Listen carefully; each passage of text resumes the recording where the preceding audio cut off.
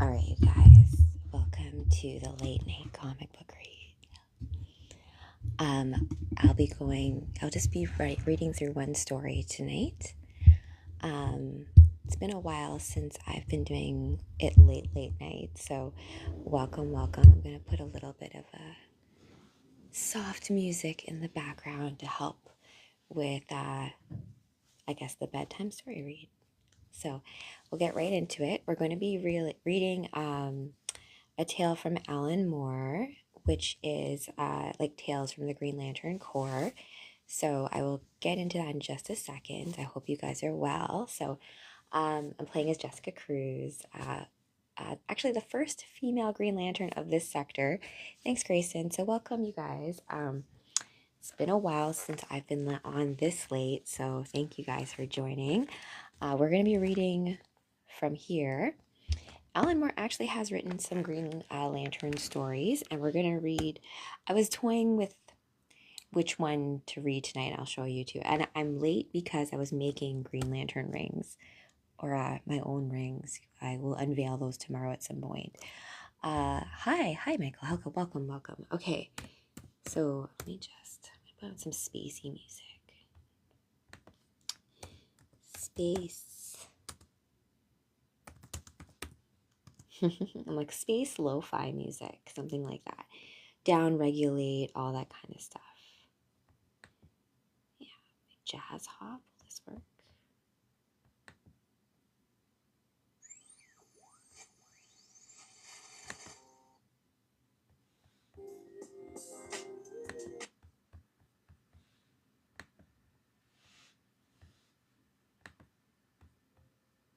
Just gonna put something on. Give me a sec, you guys. There.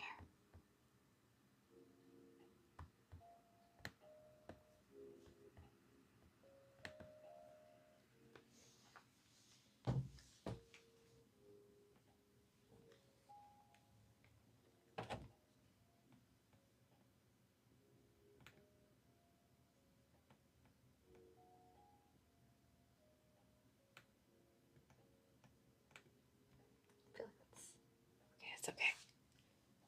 Okay, welcome to the live, guys. Let's I hope you're doing well as well. It's been crazy times astrologically speaking, so I hope you guys are doing well. I'm just gonna make sure everything's nice and down regulating.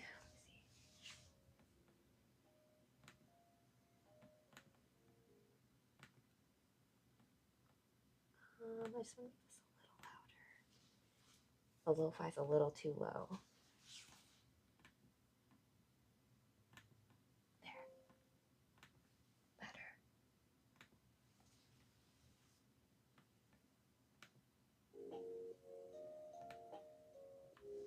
Much better. Okay. Oh, I hope you're feeling better. Well, I mean, the season has changed. Here in Toronto, it's crazy weather.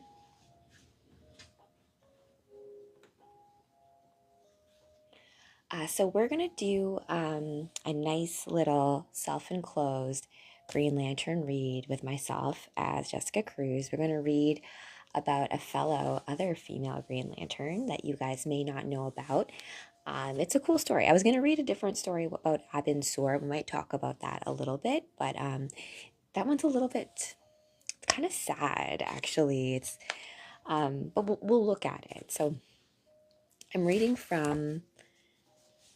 Let me switch this.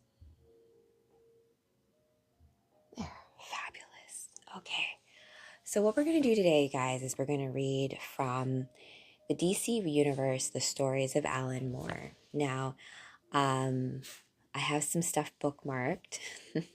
I really wanted to have my Green Lantern ring done by the time I did this live, but I wasn't done.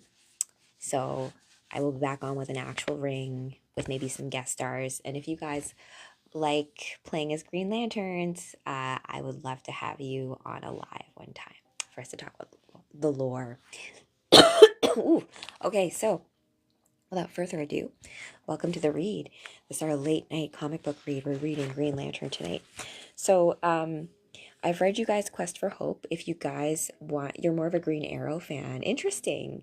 Alan Moore likes Green Arrow too. And Black Canary and Green Arrow are one of my favorite superhero couples. So great choice. And Jay, thanks for liking the live. So if you want to get my Quest for Hope Green Lantern read, you can get that on my YouTube channel. And this is about Kyle Rayner and Hal Jordan looking for the Green Lantern of Hope, Saint Walker. So I need to find a continuation for that. But that is not tonight's read. Tonight's read, so you can see here, Alan Moore has a few tales of the Green Lantern Corps. We're going to come back to this story in a second because it deals with Abin Sword. If you guys have watched the Green Lantern movie, which starred Ryan Reynolds is not a great Hal Jordan. It was a miscast. He's much better as Deadpool, smart alecky talking. Like Hal Jordan and all of the Green Lantern Corps, yes, have that humor with each other. But I don't know who I would cast as Hal Jordan besides my hubby, right? Like I like him. He's like a renegade. So anyways, oh, hey, Em, how's it going? Is the White Lantern ring actually real? It's a great question. I've read you guys Blackest Night before. Jeff Johns, I guess that's how you say his name. He wrote Doomsday Clock, and there's some stuff in there that I need to revisit. So this deals with Abin Sur's little adventure before relinquishing the ring to Hal Jordan. We're going to come back to the story in just a second. Tonight's read is not that, though. However, it's going to be about another alien chica who's pink and wonderful. Savage Demon, James Marsden or Chris Pine might do good as Hal. Chris Pine, actually, you know what? Great choice. Chris Pine's a great Captain Kirk, actually. And Chris Pine might be a little bit too old now to have that same vibe of Hal Jordan. I don't know who's playing Hal Jordan in the live action, like the TV series, right? We'll see. Yeah, Ryan, that was not a great casting. Hal Jordan needs someone who's a bit more bad boy kind of thing. Also, like Guy Gardner versus Hal Jordan, their dynamic is really fun. It would have been cool in that initial Green Lantern movie to have a bit more of Abin Sur. But yes, I do love Deadpool. What is it that I want when it comes to what? Let's get into the read, you guys. Hopefully next time I'm back on as Jessica, I will have my custom Green Lantern ring ready to show off to you guys. What do you mean by that, Em? Anyways, I'm going to get into everything. I've got a lot of stuff coming up in terms of things going on. I produce a few shows for what I call the new world, like for decriminalized nature, because there's been a lot of censorship right now going on YouTube and a lot of meta stuff when it comes to mushrooms and functional supplements and being healthy. And so I'm rocking the Green Lantern core symbol, right? And let's start the read with the oath, right? In brightest day, in blackest night, let no evil escape my sight, and let all those who worship evil's might oh my gosh. Beware my power, Green Lantern's light. I totally blanked for a second because I was reading what you guys were saying. Grant Gustin is a great Flash. I agree with you. I agree with that. Martin Lawrence says Green Lantern. Hey, you know what? John Stewart is a Green Lantern. There are a few Green Lanterns, including myself, right? I don't think Jensen is right for Green Lantern either. He was good as Green Arrow. I keep on calling him Green Arrow, but that's really that other guy who was in Passions. And I always get confused because Jensen Ackles was in Days of Our Lives as well. Bad Boy, so he was good in that. I want to know who you are. I want to know who you are, Em. If you're new here, I'm a cosplayer. I'm Rachel Z. I write comic books and fantasy novels. And I read comic books as a way of new mythology and a way of looking at greater themes in reality, because, there's a saying that politicians use the truth to tell lies, and creatives and artists use lies to tell the truth. So let's go. But when you're saying what I actually want, I'm in the process of starting my own radio station and my own production company. So I'm interested in bringing media to the new world by throwing back to the giants that came before us, right? The stories that already exist, and sharing those with you guys, because some of my favorite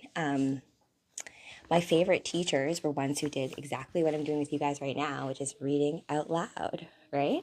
So I'll be back in Winnipeg, actually, you guys, next month. It's my granny's 100th birthday, so she's probably gonna be my first interview in my new studio that I'm gonna be setting up out in the prairie. So I'm gonna be splitting my time, hopefully, between big city of Toronto and there. And as I do my movie funding on Indiegogo, Escape from District 6, which will start filming in 2022, we'll probably split the filming between Toronto and the prairies. Did you guys know that the train station in Winnipeg has the same architect as the train station in New York City? Weird, right?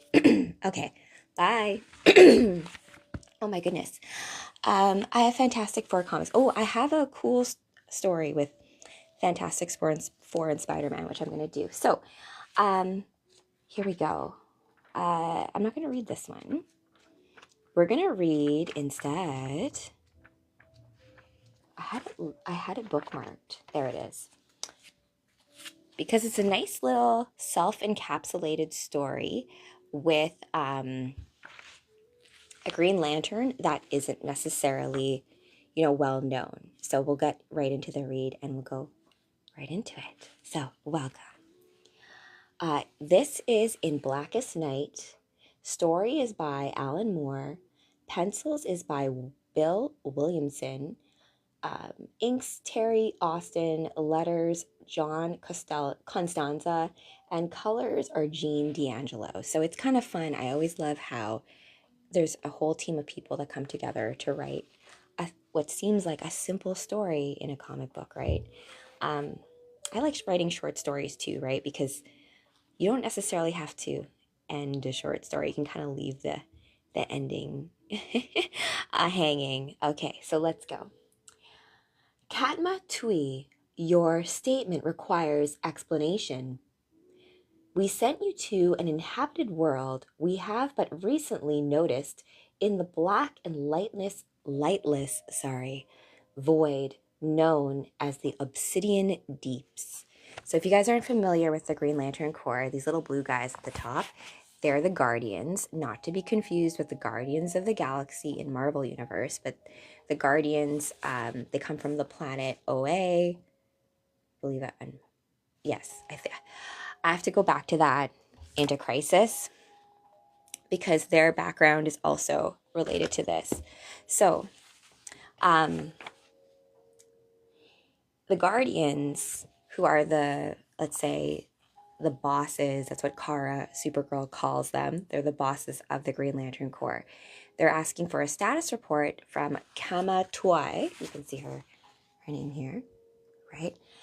Because she's going out into like the obsidian depths, like the dark, like, what does Jim Morrison say?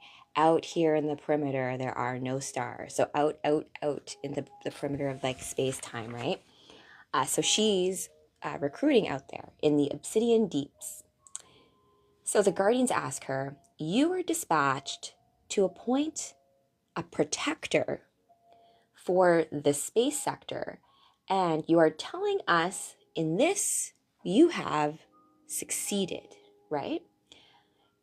Yet you say there is still no Green Lantern in the Obsidian Deeps. So interesting. So Kamatoy, this Green Lantern, has gone out into the Obsidian Deeps to recruit a Green Lantern to protect that sector of the galaxy. And they're saying, like, you said you succeeded, and yet that there is no Green Lantern there. So she says, then they continue saying, please explain yourself, Kamatoy. Our patience, unlike our lifespan, has its limits. Indeed. But also, oh, Freddy Ruger. Oh, great name. Welcome. Oh my goodness. I'm gonna have to kick you out, because you're kind of annoying. Bye.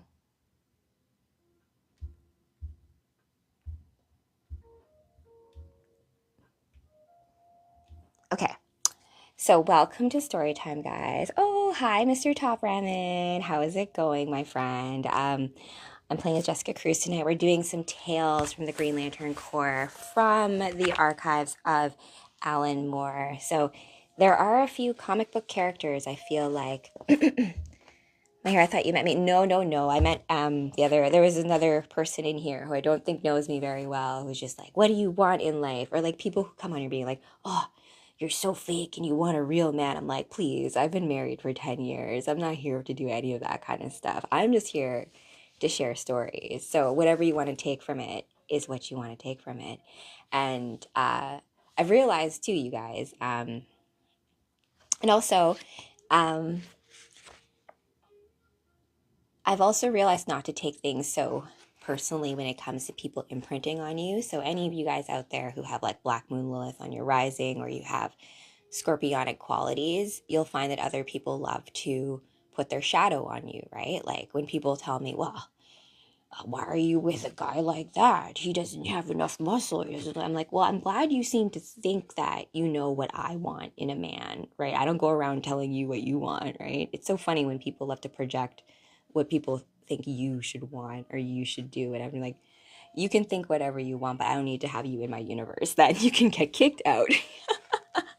I don't need that much attention, right? It's not worth it for me, right? So that's why I've told you guys, like, I'm not interested in being an influencer or being like a famous creative.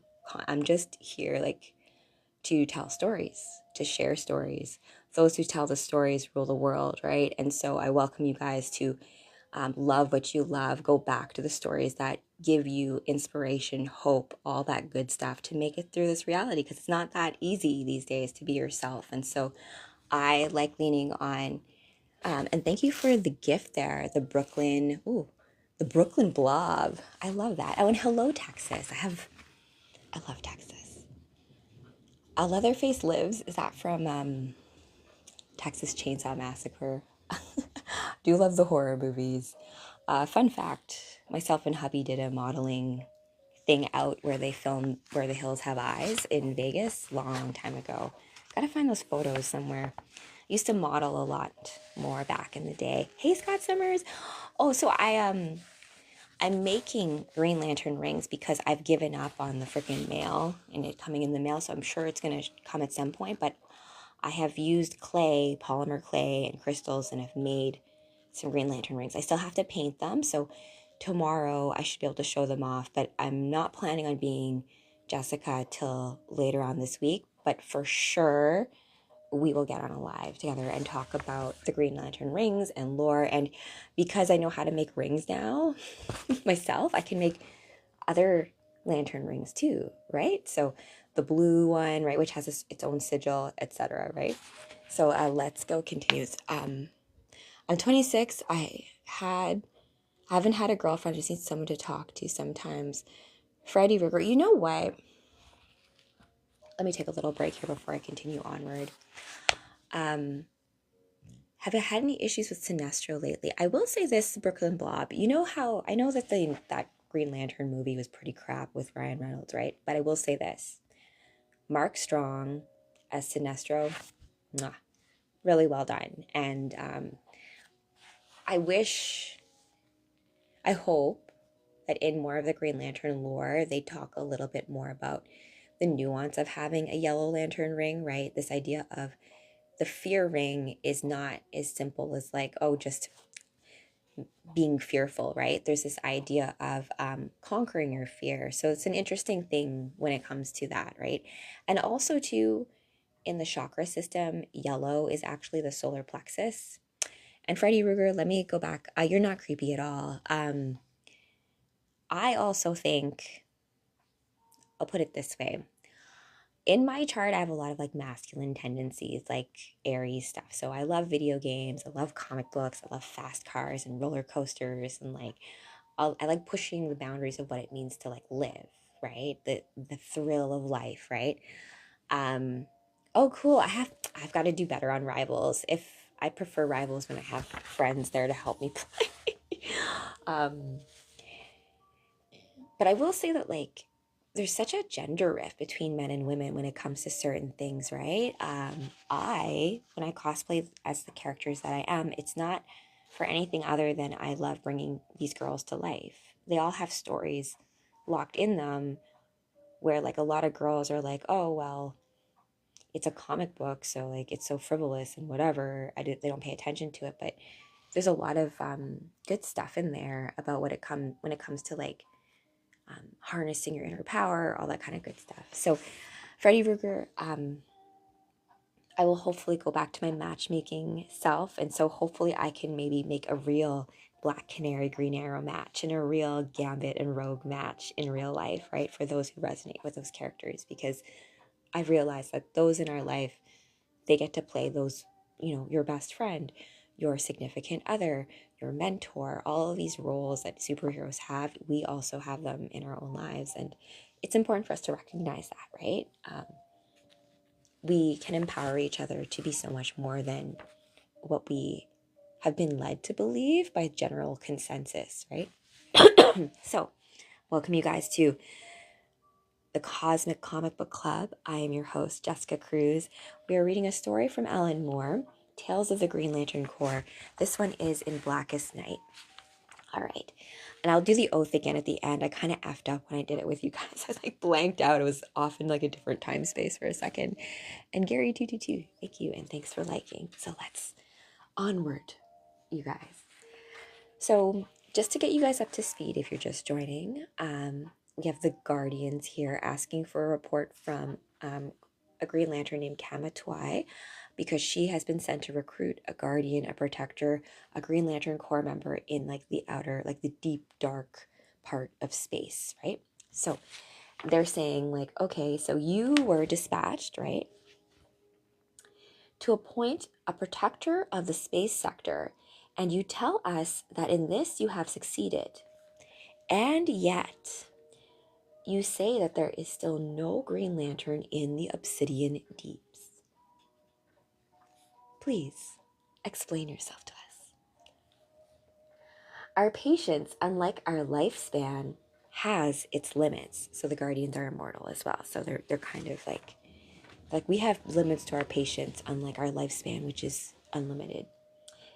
So she's watching them as they're asking for the report, and she says, all right then, I will do my best. Let me click to this side. Hey Danny Moneyman, hello, welcome to the read. I'm reading a Green Lantern comic book as Jessica Cruz, your host for the Cosmic Comic Book Club. We're reading Alan Moore, which of course he's got some wizard stuff encoded in the comic book. So Guardians are asking for a report from Kamatwai as to whether or not she has recruited a fellow Green Lantern Corps member in the deep, dark obsidian deeps of space. So she says, I will do my best to give you a report. From the outset, my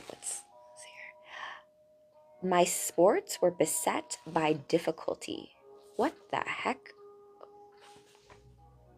Sports, okay, fine. I'll go with it, Alan Moore. My sports were beset by difficulty. Even finding the right planet in a lightless, starless cosmos was far from easy. Not that I complain, you understand. So she's going out to the deep, dark depths where there's no light, there's nothing out there, right? I like this little image here too, right? As they're flying out. So she's out there in the darkness, no stars, no light, trying to find a sentient being to be a Green Lantern Corps member. So eventually, my ring honed in upon the correct...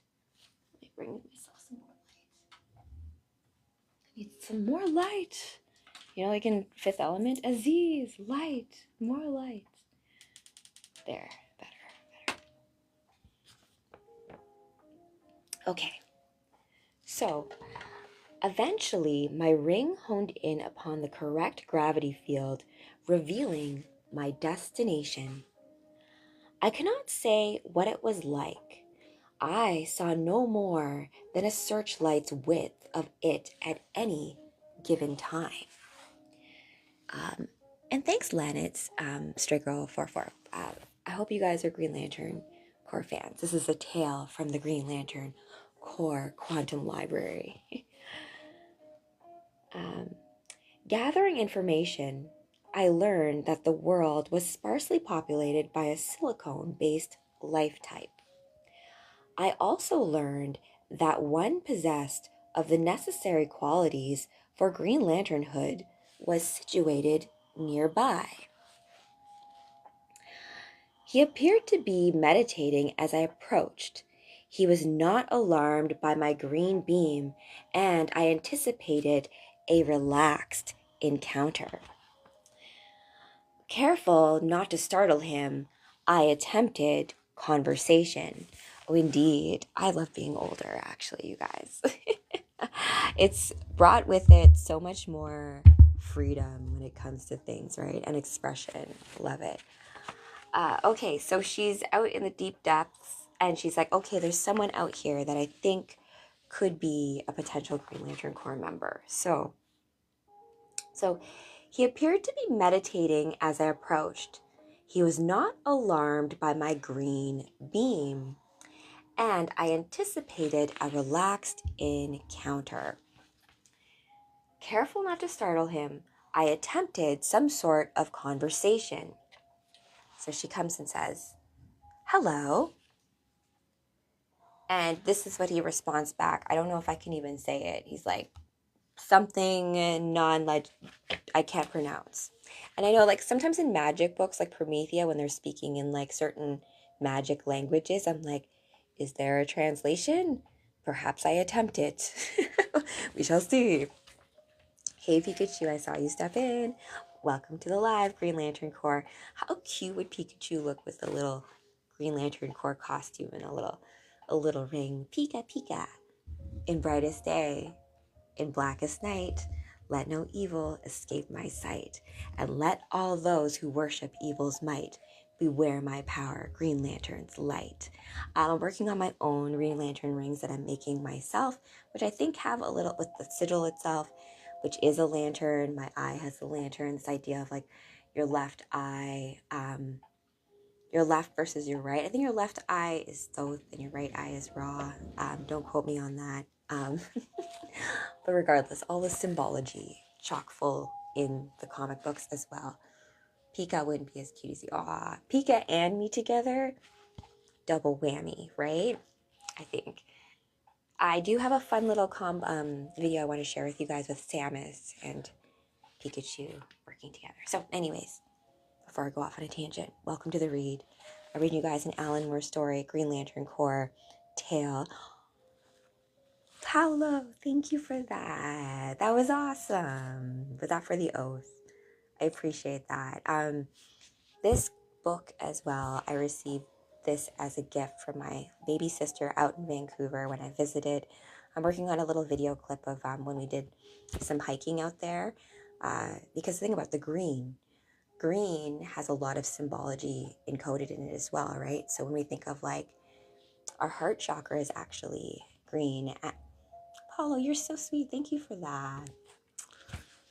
But yeah, your heart chakra, it's interesting because Green Lantern takes willpower and makes that green. And green is also associated with emerald green, the emerald tablets, right? Green arrow, right? There's something about there with, I say, like the Green Man, Swamp Thing, right? There's a lot of symbology there of being a champion of Earth. So that kind of life too as well. But remember, the type of green matters. There's like sickly green and there's like beautiful green. And Paulo, you are the bomb. Thank you so much for that. I'm also going to probably have a giveaway for my Green Lantern rings once I perfect it a bit. So stay tuned for that. So if you want to get a custom made Green Lantern ring made by me and like, you know, with special magic in it. Green Lanterns are seriously underrated in the DC hero lineup. Well, you know what? I agree. I totally agree.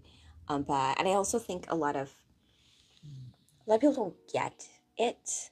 They don't get how the Green Lantern power works, and I also think that they don't get the lore behind it, and it's really difficult to do that in like a one-off movie, right? You have to read all the comic books. Who's your guys' favorite Green Lantern, by the way? Hal Jordan is mine just because of his storyline with Parallax, which is basically fear embodied in a sentient being. The way they did Parallax in the movie was just like really basic monster, right? Which was kind of like, it's not really the nuance behind of what happens when, you know, you're faced with like a moral crisis kind of thing and you go down a certain pathway that you have to then achieve redemption.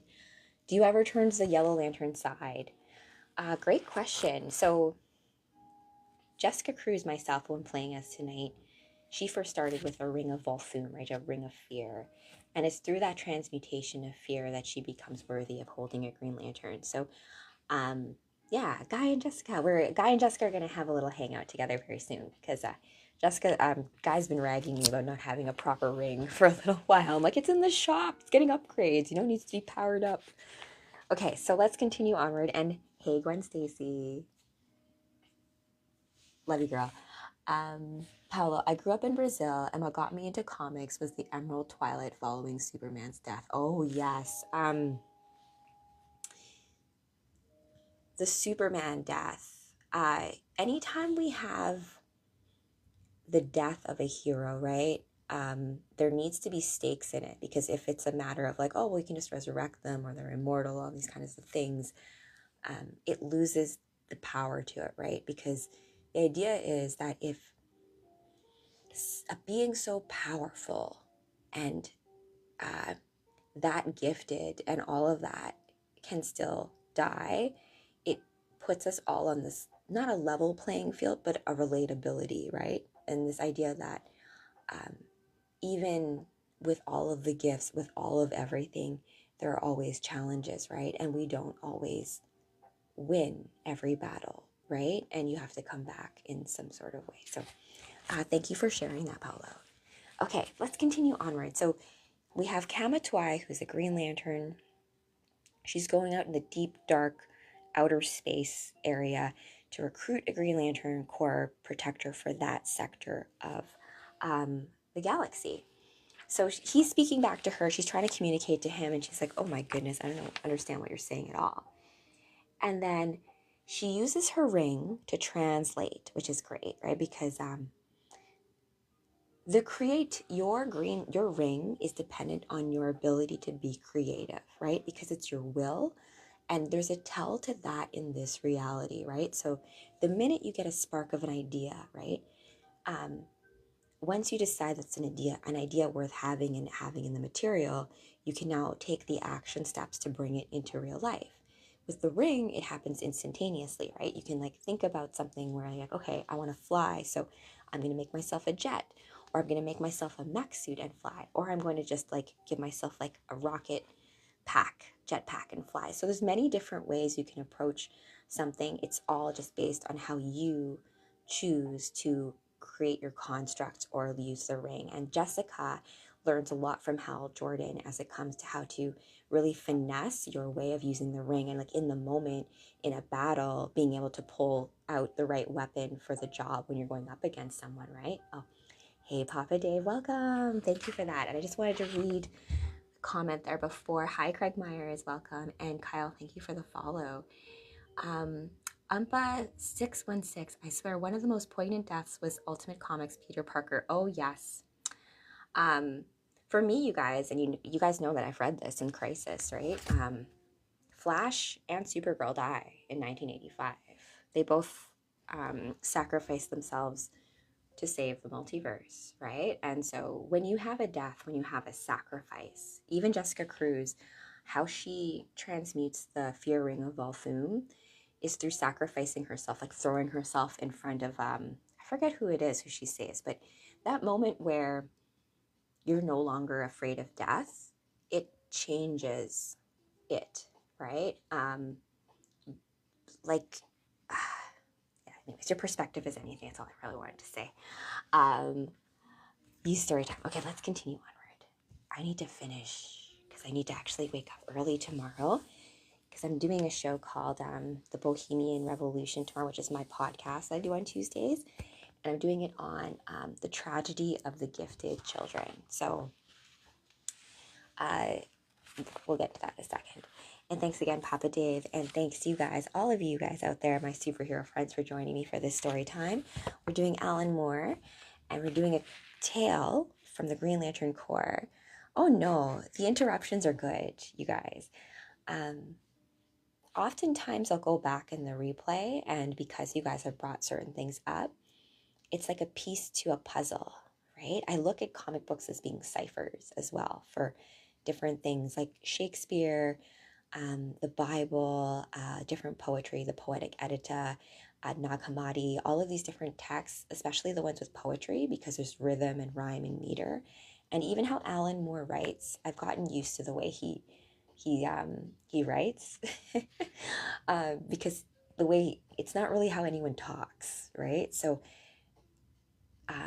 there's a magic to when you read out loud, because I've read many of these stories in my head, in the bathtub, like imagining how the voices sound. It's a total different thing when you use your throat chakra and you like bring them to life, bring the dialogue to life by speaking it, right?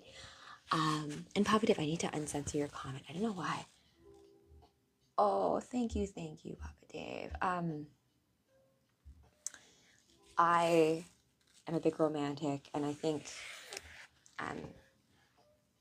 I see 2026 as me getting back into my groove and hopefully connecting a few girlfriends and a few boyfriends of mine together. So, just more fun times, I think, ahead. And just connecting over things that are like, oh, we love the same character, we love the same movies, we love the same music, and not forced, because you're not supposed to like everything, right? I'm not, like, to quote Marilyn Monroe, you could be the most juiciest, most succulent peach, but there's always going to be someone who doesn't like peaches. And that's okay, right?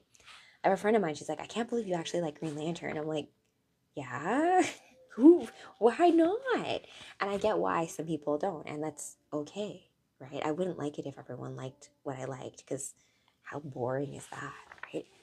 Okay, so she's out in the deep dark. She's met this being here, and she's trying to recruit him to be a Green Lantern Corps, but he doesn't speak a language that she's aware of. So she uses the ring, her Green Lantern ring, to translate what he's saying. So, using my ring to translate, I attempted to calm him. His name was, oh my gosh, Rotlopfan. Rotlopfan. It took some time, but at last he seemed to understand that I meant no harm. Have a great night, Papa Dave. You are awesome as well. Keep on doing your thing out there. See here. And I love your dad jokes, by the way. Keep doing that. And I love jokes in general and humor. And that's one thing, too, about the Green Lantern Corps, too. Like, their camaraderie in their crew. I love buddy cop stuff. So I hope that, like, that vibe comes across, like partners, like ragging on each other kind of thing.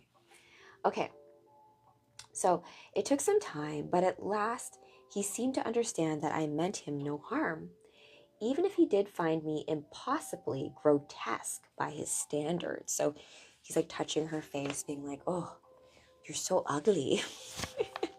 Remember, see, beauty is in the eye of the beholder, right? So he's like, even though he did find me impossibly grotesque by his standards, such a terrible pity that you should bear this tactile deficiency.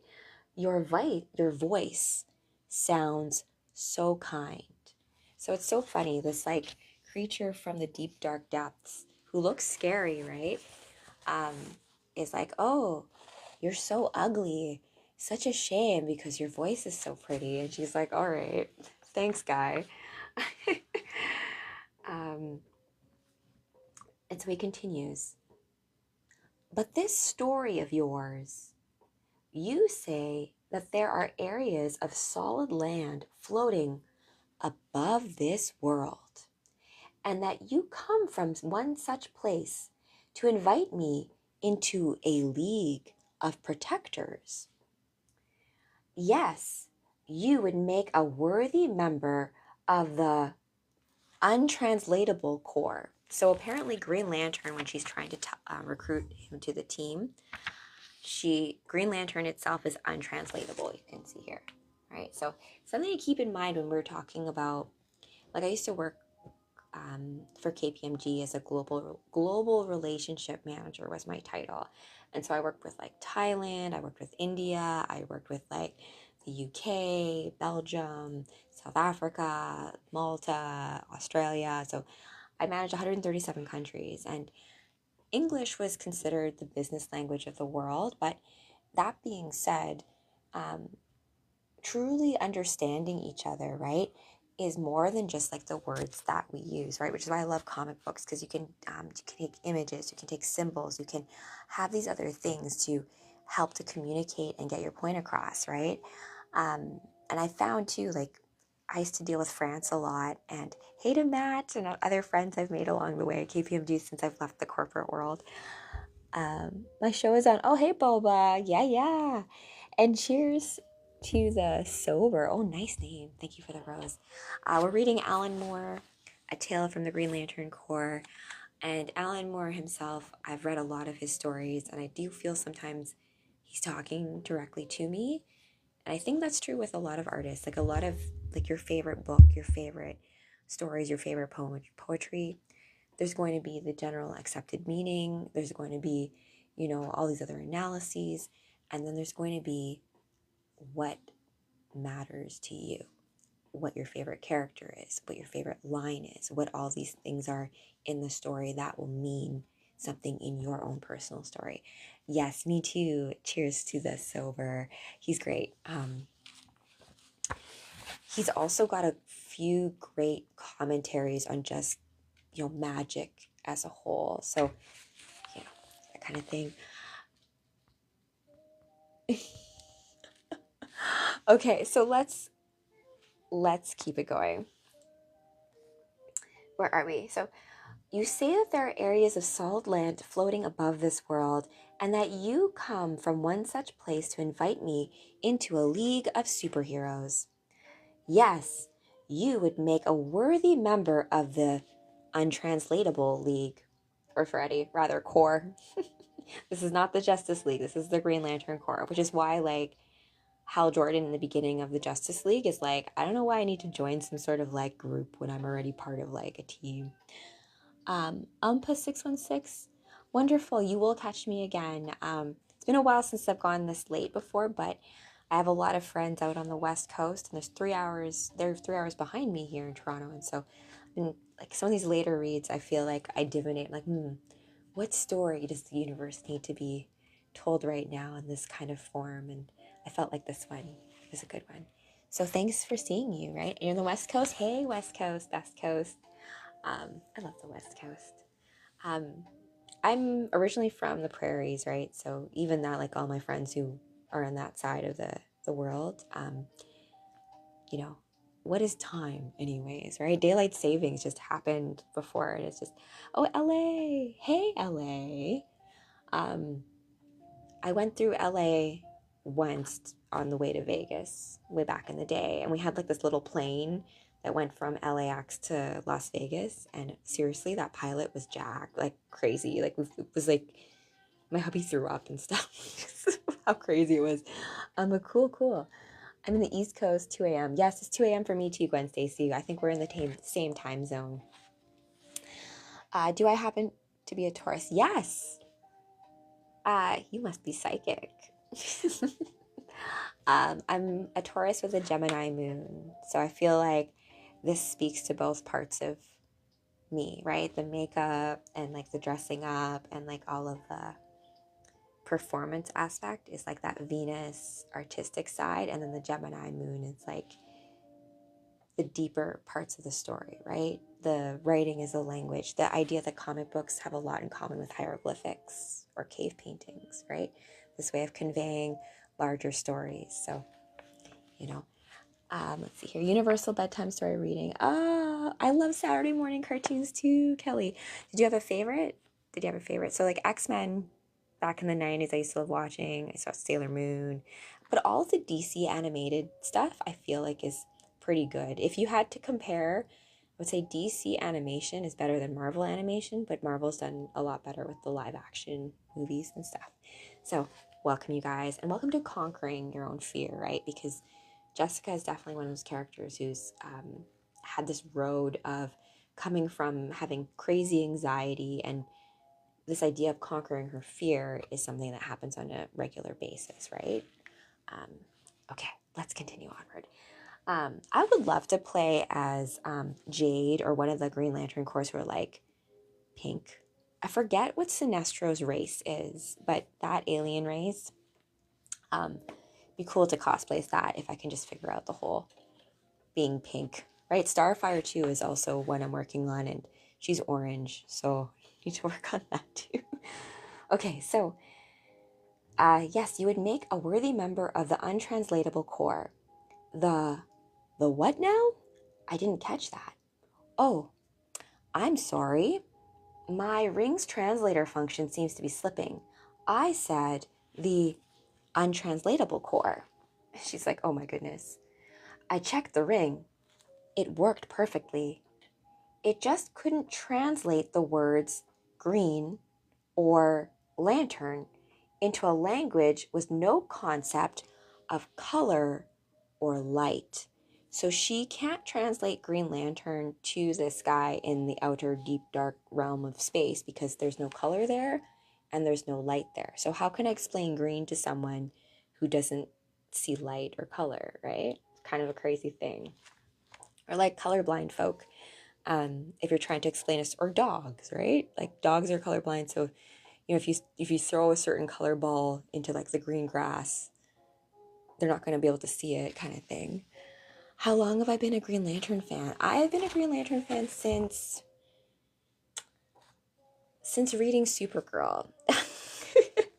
I read there's a Supergirl story where the Killers of Krypton, where Supergirl goes to Mogo because she finds out that the killing of Krypton is an inside job, that one of the Green Lantern's bosses, the Guardians, is actually corrupt and was behind the execution of Krypton. So Mogo, I really love. Mogo's a sentient planet who actually also has a Green Lantern ring, has a great relationship with Hal Jordan.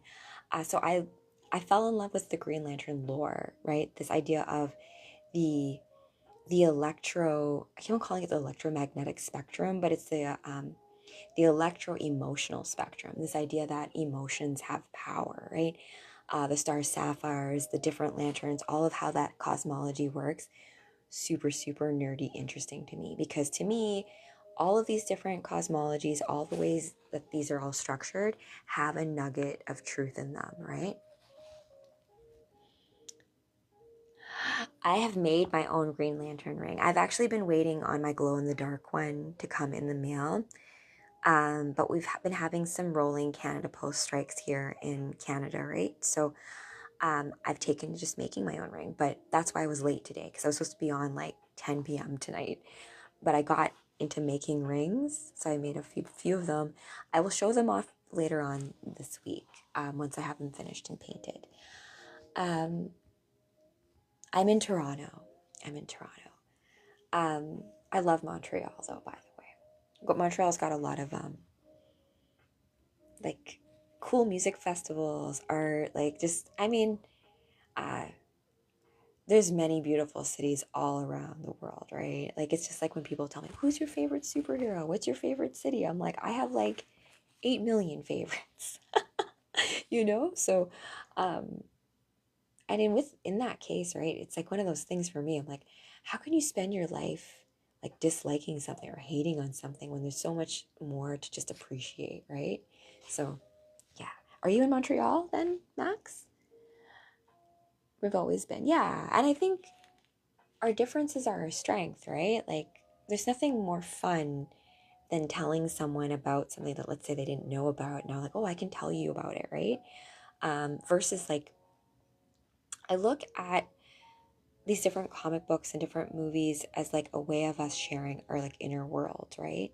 And because you guys already know about Green Lantern, because you guys know about the Oath, because you know about the hidden mythology behind it, the idea of will and being able to like have that sovereignty and mastery over your emotions, right, as a superhero is something that's embodied in it. It doesn't need to be like explicitly said like I just did, right?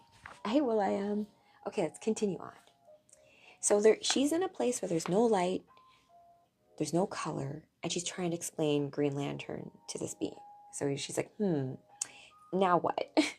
It just wouldn't translate the words green or lantern into a language with no concept of color or light. Ah, we begin to perceive your unique problem, say the Guardians. And so, how did you solve it? Oh, I love this. Look at this green dragon she creates. So, she says it was difficult. So how do you communicate light or color to someone or a being who doesn't have words for light or color, right? It was difficult. Without the basic idea of light, the whole Green Lantern concept, without the concept of light, the whole Green Lantern concept is incomprehensible. Hello, Nicholas. Welcome to the read. I'm reading you guys an Alan Moore story of Green Lantern. Welcome, welcome. Let's see here. This is a power ring. If you concentrate, it emits an untranslatable, there it is again, of untranslatable that you, and she's like, oh my goodness, darn. She's trying to show him because she can't communicate in words. And then there was the oath. In untranslatable,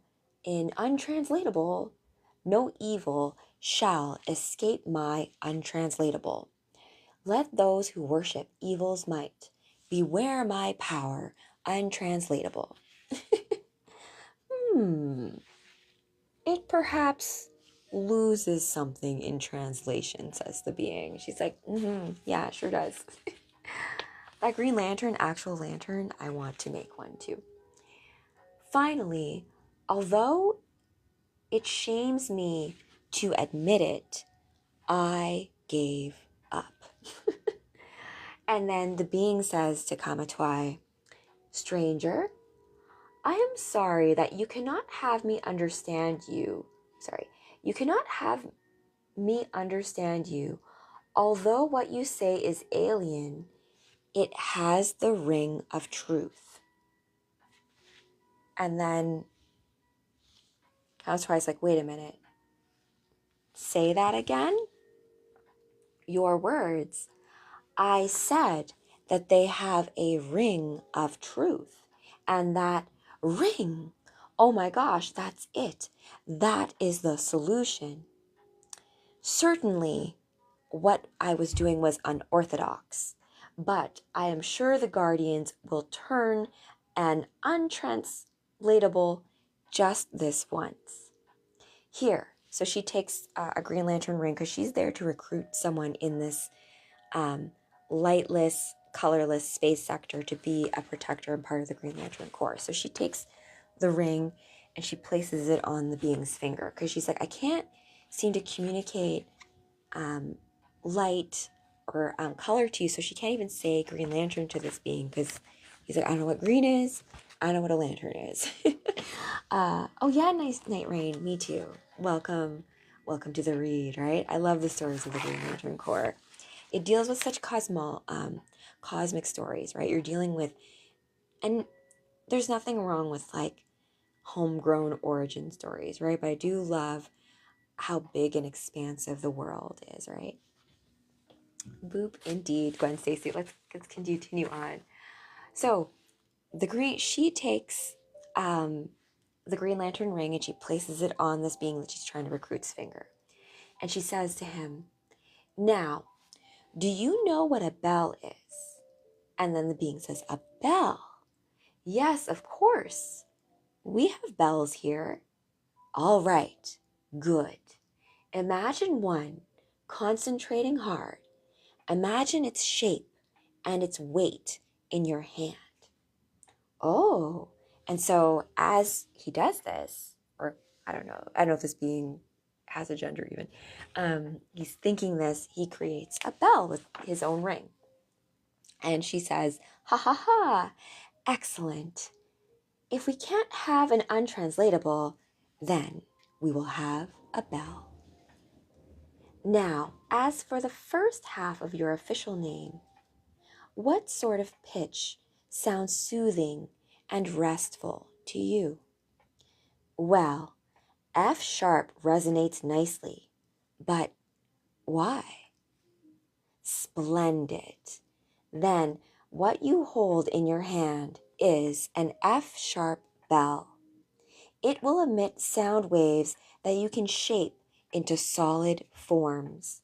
Just try it, concentrate, and by the primal chime, will you listen to that?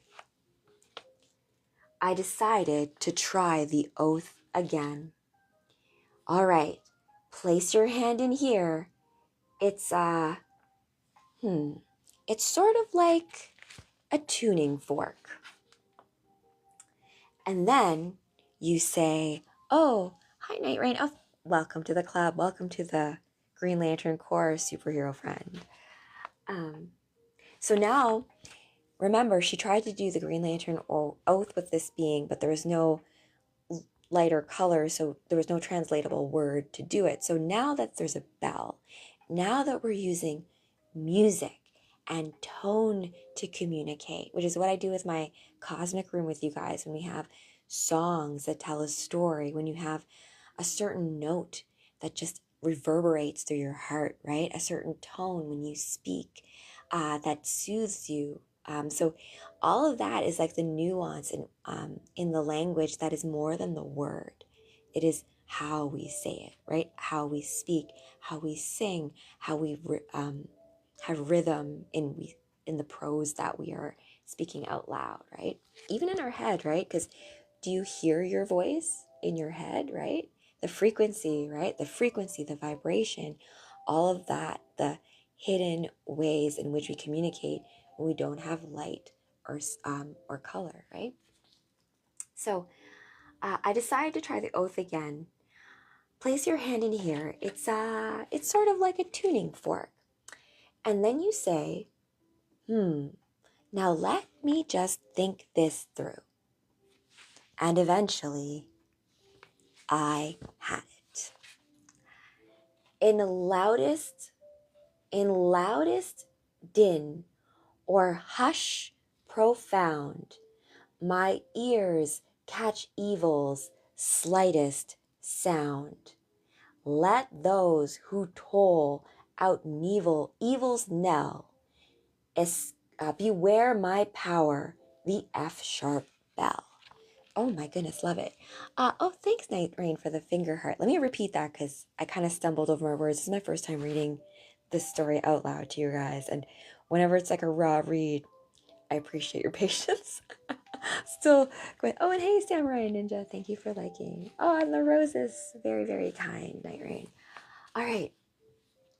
Redoing, so she basically paraphrased the oath to have the meaning of what Green Lanterns stand for from a sound perspective.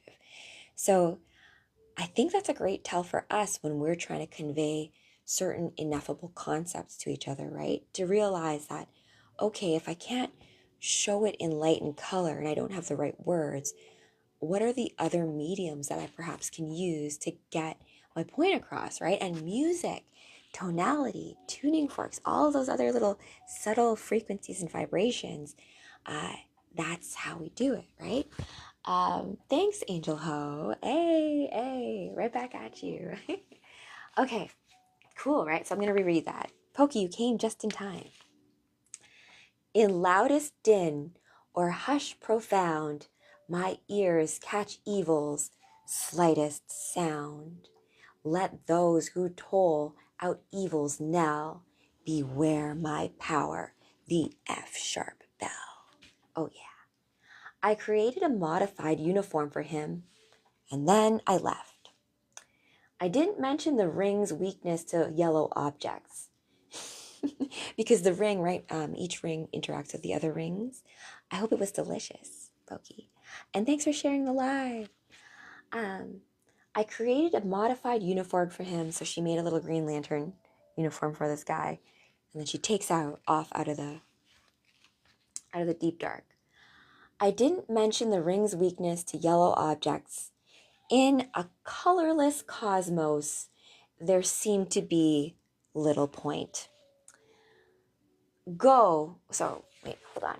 So she's basically, oh, Justin Scott, great comment. I want to uncensor that. I love Jelly, actually. G.I. Joe. Oh my goodness. I love G.I. Joe too. I used to, back in the day on YouTube, me and my bestie used to spend hours watching those weird G.I. Joe clips. Remember, like, pork chop sandwiches? And like, get the fuck out of here. I'm going to find some of them. We'll maybe bring them up tomorrow. Justin, I can't uncensor your comment, basically saying thanks for using modern myth to speak truth. Totally. And thank you for the follow, Brian. Yeah. We are in the tail end of this story. And then I'm going to talk a little bit about Abin Sur, which is another story in here, which I'm not going to read in full, but it talks a bit about prophecy. So I'm going to do that as well. Am I wrong? But is the weakness more mental than actual? Great point, Angel Ho. You're probably correct, because yellow in this world represents fear, right? So there is probably this idea of a sensitivity to fear when it comes to the Green Lantern light. Now, in Quest for Hope, which I read you guys, if you guys want to catch this read, you can get it on my YouTube channel. You have Green Lantern, Hal Jordan, work with Kyle Rayner, who's a White Lantern, here to find the Blue Lantern. And the reason is because they're going to some like sketchy location, the Green Lantern ring is not as powerful. However, the White Lantern ring and the Blue Lantern ring have like a special connection to them. So they're able to use that to their advantage. Same thing goes with, I think, like with a Red Lantern ring, which represents like rage. It's not evil, right? We may, Pokey, yes. Today was a good day when it came to getting certain things done. I'm making my own Green Lantern ring, so I'm hopefully going to be able to show you guys that sometime this weekend. I'll maybe have a giveaway, and I can get that to you guys. But yeah, like all the different core rings, there's that prophecy of the OA, right? Where they talk about when Blackest Night comes and how there's going to be a war between the rings. But the idea is that after Blackest Night comes what? Brightest day. So this idea of going through the darkness, learning how the different lanterns can work together as opposed to like fighting each other, right? Tomorrow for a stream. Let me know in your streams. I'd love to come and support you, Pokey, right? And whenever you guys go live, if you guys are doing your own creative things, let me know. I love supporting cool stuff. So my fave lantern color, I do love the Star Sapphires. They're cool. Like, they're supposed to be love, and it's kind of an interesting thing because Jon Stewart, I think he dates Fatality, one of the Star Sapphires, and they have really interesting conversations about like how simple those Star Sapphires find their worldview, right? They're like, well, I'm in love, right? So love, if I love you, then that's right? But like, what if you love someone and they don't love you back in the way that you want to love them, right? And Carol, I think Hal Jordan's one of his love interests. The Star Sapphire ring kind of almost like possesses its users, right? So it's can sometimes make people go crazy, right? Because like jealousy, like love makes you do crazy things too, right? So I love them too, and I think them and the Green Lanterns, when they work together, is a fun way of looking at how even our emotions in ourselves, right? When you have like, let's say you like have a forbidden love, and you have the willpower to be like, no, I'm not going to do that kind of thing. So how those emotions interplay with each other in comic books, it's like personified, right? And yeah, Angel Ho, I'm working on like a cosplay for that. There's a great image of Wonder Woman as a star sapphire. She looks awesome. Okay, let's conclude now. So the whole point of this story, you guys, was that Kamatwai, it's 222 right now, right? Um, she's basically doing like a status report to the Guardians, who are basically the bosses of the Green Lantern Corps, because she's been assigned to go recruit a protector of of this sector of the cosmos that has no light and no sound. So she found one, right? And she used a bell and frequency and a different way to communicate in order to recruit him. So she's like, yeah, I did it, I think. And then she left. Um, and then so she continues on finishing her report. So to answer your earlier questions, and Pokey, thank you. Um, my sister's my Wonder Woman. She's got more of like that Amazonian vibe, right? Oh yeah, new cosplays are coming your way, trust me. I'm doing Mary Marvel maybe tomorrow. Yeah, so we'll see. Because Mary Marvel and Supergirl have this whole storyline of comic books that I have that basically was wiped out with the events of this crisis. So I want to revisit that because there's some stuff about sacred geometry in those stories too, which is like encoded. Kind of crazy, but it's there. All right. So to answer your earlier questions, yes, I did appoint a worthy protector to the Obsidian Deeps, which is this place of the sector that has no light or sound. Now, however, I'm not sure he qualifies as a member of the Green Lantern Corps. For in truth, he's never even really heard of us. That said, he'd appreciate an early decision from you concerning his status. So the Guardians are like, okay, thanks for that report, Kama. Thank you, Katma Twai. Oh, sorry, I can call her Kama. Her name's Katma. Katma Twai. We'll try not to keep him in the dark too long. And 4 cycles later, in the recreation complex, Katma Twai realized that for the first time in many years' service, she had finally heard a guardian make a joke. She felt vaguely uneasy for the rest of the day. You can see her there like, wait a minute. Did the Guardians just make a joke? And they did, right? Like, we'll try not to keep him in the dark too long, right? And they're in a place of... So it's funny. Oh, yes, Pokey. It's funny you mentioned that because there's a site called Fund My Comic Book, which I'm not ready to put it up there yet, but my 3rd book is supposed to be a graphic novel. But I'm big on everyone creating their comic book. I believe somewhere in the quantum realm, each one of you has a comic book that is like a bestseller somewhere in the universe, right? So make it a good story, right? I also didn't know this, but Alan Moore actually has a Batman story as well. I'm not as familiar with besides the Killing Joke. So we'll maybe read that at some point in time in the future when I get my new Barbara Gordon cosplay. I have a Cassandra Cain one I'm working on as well. But I just wanted to revisit another Green Lantern Corps story before I wrapped with you guys today. And I'll catch you all tomorrow. We're going to do Bohemian Revolution show. And we're going to talk about the curse or tragedy of the gifted children. So, or what it means to be gifted. And I'm going to have some case studies from Gilmore Girls, Rory, like, just what it means if you were like that child who, like, you did all well in school and you, like, burn out by the time high school's over. And then you try to go out into the real world. And these metrics of doing well in school don't necessarily translate into the real world. So, there's that. Let me just find it quick. Yes, perfect. Also, I'm going to be posting tomorrow at 11:11 p.m. the read I did at Zatanna of Superman and Swamp Thing. But let's see here. The storyline writing part. Oh, that's cool. Well, I mean, think about it. Um, it's such a wonder to me that more um, movie makers don't just use comic books as their storyboards, because that's really what they are. Like Sin City by Frank Miller, the way that they filmed that was gorgeous, right? The way they did the green screens, because they went stylistic for it, right? They weren't trying to make it real. And I think a lot more comic book adaptations could take some beats from Frank Miller.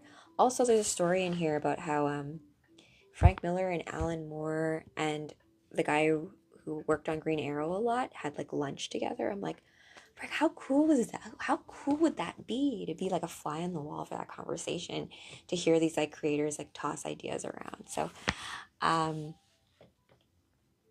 yeah, it's true. They don't do that much, and it's interesting to me now that we have the technology to give just the perspective of what the comic book is trying to convey, right? Where it's more of like a moving art piece as opposed to us trying to be like a real action movie, right? Because we're trying to um, elevate the imagination, right? We're not trying to demystify things, I think. Like, I mean, that's my opinion. Um, it's like King Arthur.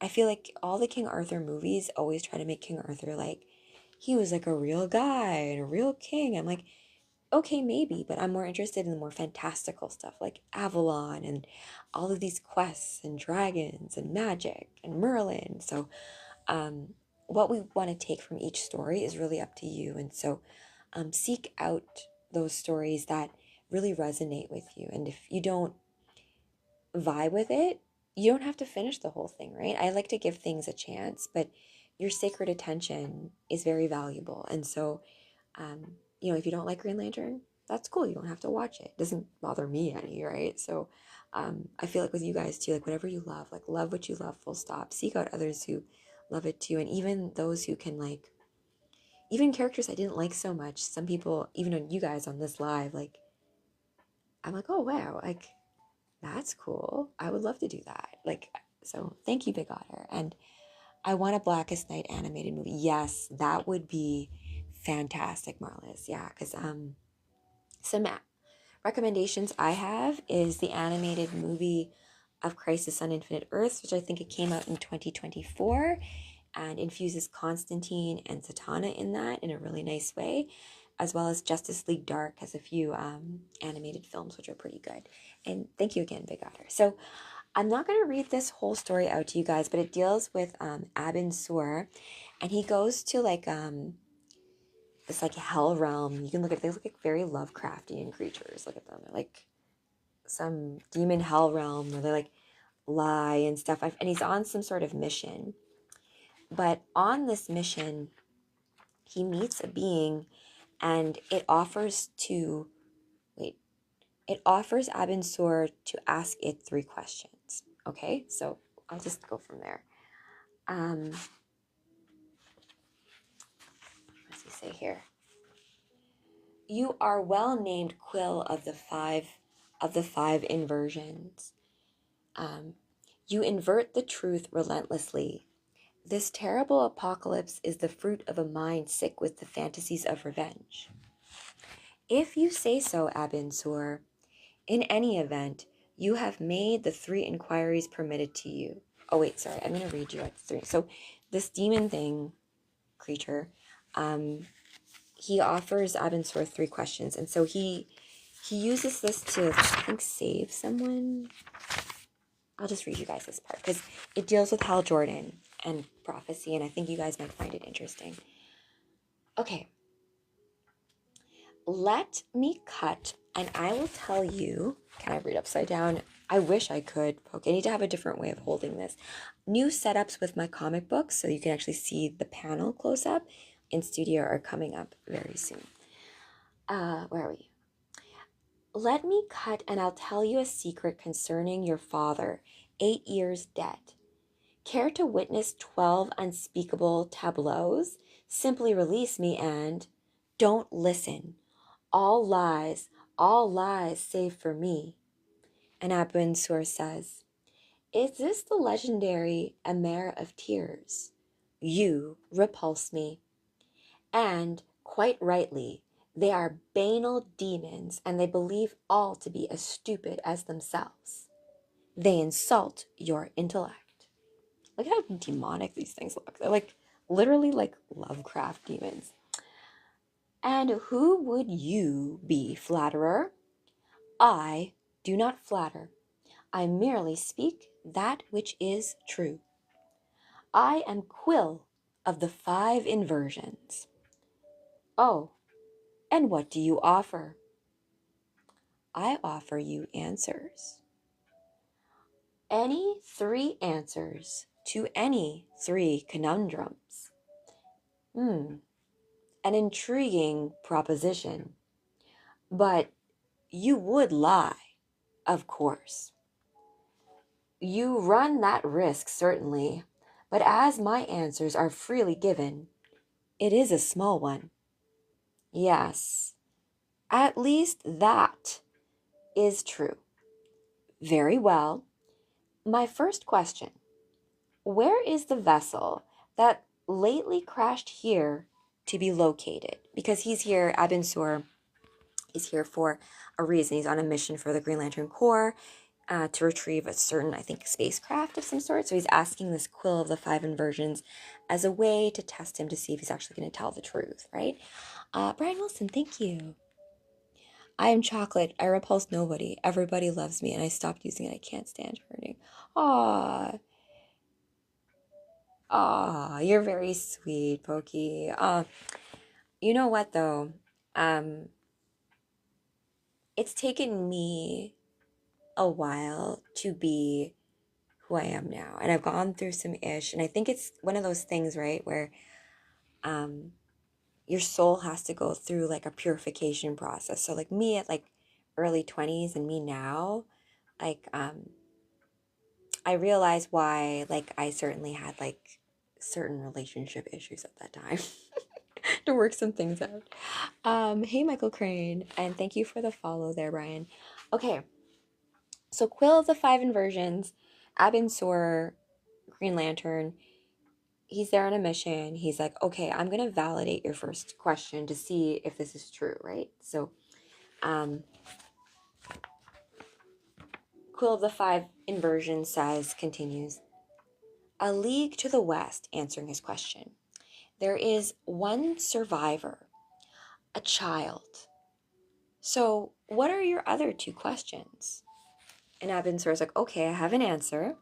So I'm going to wait on that, at least until I have evaluated the veracity of your first answer. Very smart, right? So like he knows that this guy's like some demon guy. So he's like, here, I'm going to give you answers. He's like, well, okay, let me just make sure your first answer actually makes sense, right? I don't know, Pokey. He's like, these demons look pretty creepy. And thanks, Michael. And yes, you will see me very soon. Okay. Where are we? So he says, Abin then says, I think I will wait, at least until I have evaluated the veracity of your first answer. So he goes to see the ship, right? So, and he's like, all right. I don't even know how you would even say that. Right? It looks like that other language that that other being was saying to you. So he checks out the ship and he does see a child survivor. The child has a broken ankle, but is otherwise unharmed by her passage through our world.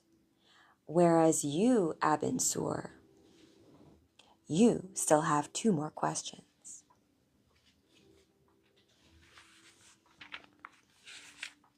And so Abin's like, okay, well, Abinsur, the child whose rescue brought you to Yzmalt. So he's in a place called Yzmalt. If you battled, call me untrained. I do battle the bad guys in the dream world. Michael Cray, I'm not familiar with your terminology with the DSSSA. It translates as I want donuts. Well, donuts do have a hole in the middle of them. Maybe they are a portal. Okay. The child The child whose rescue brought you to Yzmalt is safe, just as I said. An answer to your first interrogative. So your first interrogation question, I answered correctly. So I shall await your second query. So he thinks to himself. And thank you for that follow. I cannot pronounce your name. And Angel, I'll see you again. Thank you so much. Appreciate all the comments too. It always adds to the live and enhancing like the lore and like the depth of the storytelling. So I always appreciate that. Even if we go off on a tangent, it's as it should be, right? It's the beauty of live. Okay. So he's like, two more questions, huh? So it would seem logical to suspect malicious intent. Your kind despises my masters, the guardians. So the guardians, which we talked about, who are the bosses of the Green Lantern Corps, they have corruption too, but these guys don't like them at all. So he says, like, well, you despise my guardian, my masters, the guardians, because they entombed you here. So they trapped these guys here. Yet, as you say, your answers cost nothing. I am free to ignore them. And so the demon then says, very well. I wish to know of the direct peril that the future holds for me. Oh my goodness. Oh, thank you, Lou. And it's funny you say that because I had a very good friend, a past client of my hubby's, who used to call me a goddess whenever I'd enter the gym. And he's since passed. Still love you, James. And he'd appreciate this because he was big into like science fiction and like cool stories of fantastical stuff. Pokey. Shucks. Okay. So we're getting to the craziest part here. So Abinsor asks this quill guy of the 5 inversions his second question, which is, I wish to know of the direct peril that the future holds for me. Simply told and without embellishment. That's a really ballsy question, Abin. I wouldn't really, tell me what peril will befall me. There are infinite futures, right? So it's a very tricky question. So the demon guy, look at how scary he looks. It's just like, oh, I fear I must embellish somewhat, Abin Sur. You would not be best pleased with a simple answer, because the simple answer is death. Well, that's not really surprising, because does not death befall us all at some point in time, right? So Quill of the 5 inversions continues, saying, your death will come when the ring of power that you wear eventually fails you, running out of energy at a most critical moment. Perhaps while you are unprotected in a hard vacuum,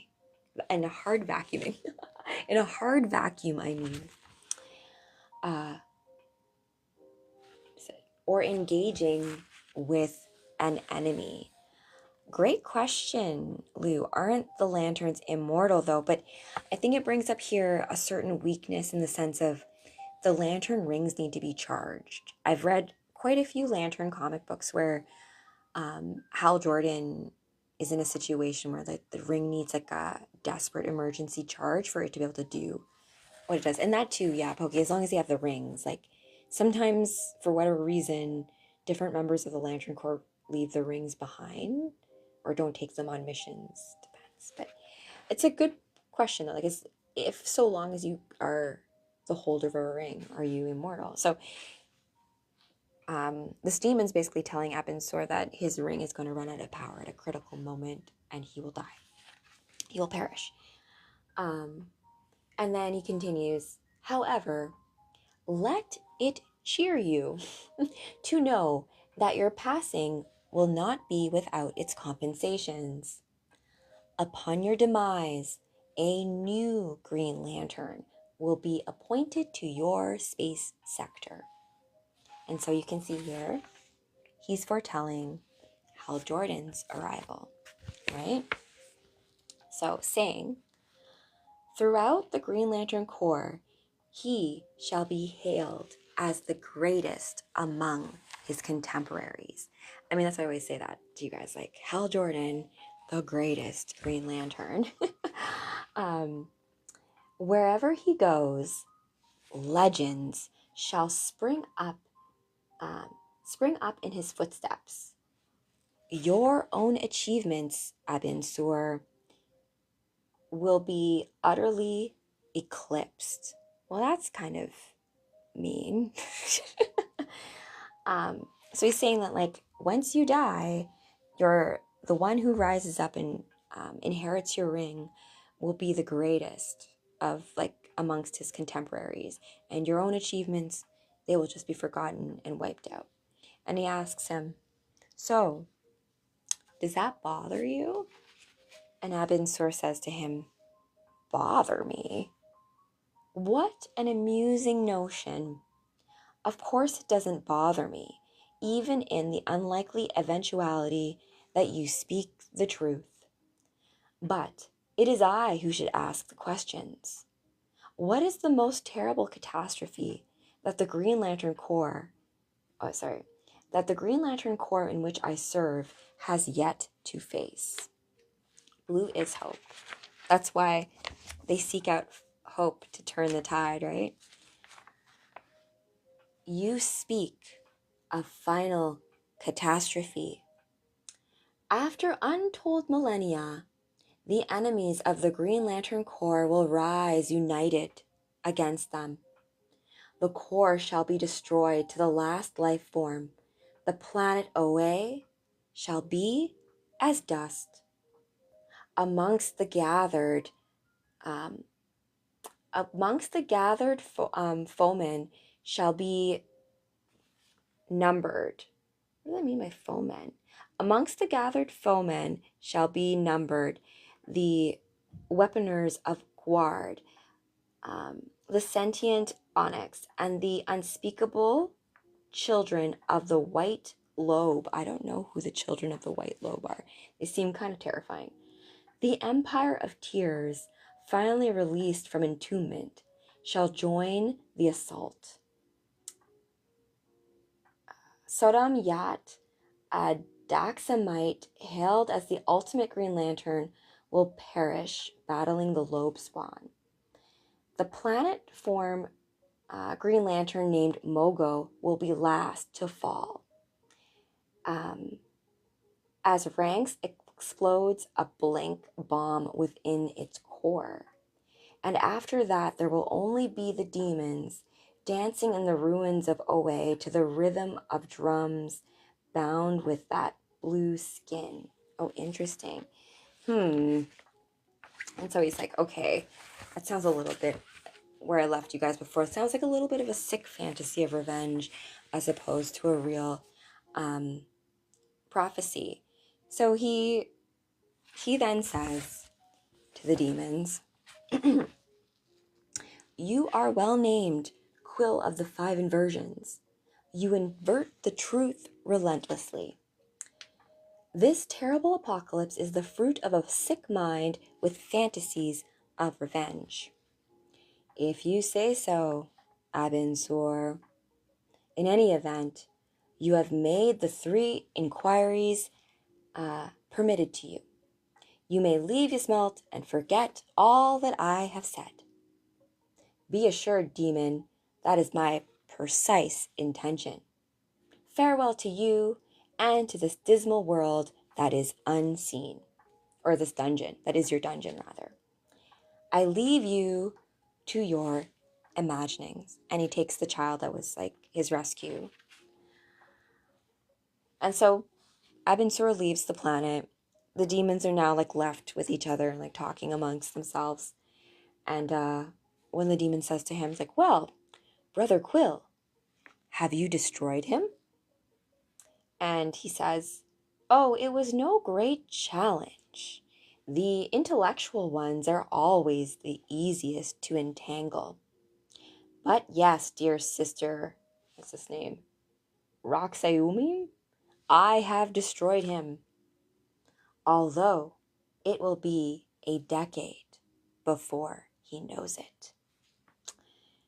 And the immortal demons of Ismalt found their own laughter so distracting, a novelty, that they did not cease for 19 weeks. So they started laughing, like evil laugh, for a while. So after this point, you can bet that whatever the demon said affected Abinsor in some sort of way, right? Abinsor's ruminations upon the matter endured far longer. So he's thinking, so tell me, he's talking to the ring here, is there a chance that you might run out of energies at some vital instant, irrespective of whether Quill lied? And the ring says back, yes, a remote chance, but yes, it is possible. Yes, I did see the new Superman in before it's banned. I thought it was pretty good. And Guy Gardner as Nathan Fillion playing Guy Gardner, bowl cut, and they infused it in there to kind of add that greater cosmology. Also the idea of like the Justice Gang and like Hawkgirl being in there. Jon Stewart and Hawkgirl actually have a romance in the animated show sometimes. He was worst in Peacemaker. Guy Gardner, though, as that character, he played that character appropriately. Guy Gardner's supposed to be kind of, I don't know, like that Han Solo, kind of like a little bit of a dick, but lovable because of it. So basically, after the demons do this whole prophecy to Abinsor, it kind of messes with his head, right? So he asks the Green Lantern ring, his ring, being like, hey, would you like fail in power on me? Like, is this like a possibility? And the ring says, like, there's a remote chance, but it could happen. So then I can see no harm in observing precautions. Perhaps on longer missions, I should travel by starship, conserving our energies. And the ring says, well, I have no objection to this proposal. Good. Then I may put the Empire of Tears and their morbid speculations entirely from my mind. Incidentally, is it not time that I recharged you? You must be low on power. You recharged me but an hour ago, Abinsor. Oh, did I? And then the epilogue. And so years later, he died. The yellow radiation girdle around the turquoise planet rendered both Starship and the Ring of Power useless within instants. He fell. If only he'd relied upon the ring alone, he might have perhaps tested the radiation before going through it. So he used a starship instead of his ring because of what he was warned about on that demon planet, right? So he ended up falling into like the self-fulfilling prophecy kind of thing, right? So if only he had relied on his ring alone, he might have perhaps tested the radiation before plunging through it. If only. The ship's complex shrieked once, went hopelessly insane, and then melted. He tried to recall what his successor would look like. He fell. And all the way down in his mind, he could hear them laughing. Well, that's kind of sad, Alan Moore. Way to end it. Because, I mean, at this point, that's how the Green Lantern movie starts, right? Abinsor crashes into Earth, and Hal Jordan finds the ring, and that ring of power is then transferred to the next being, who ends up becoming one of the greatest Green Lanterns in this universe, right? And one of my favorite Green Lanterns, right? And thank you so much, Sunshine, for the follow, and HD PLM 102, thank you for following, and I appreciate that. So thank you guys for joining me for this read of Alan Moore's Green Lantern. It was good. We did some Tales of the Green Lantern Corps, right?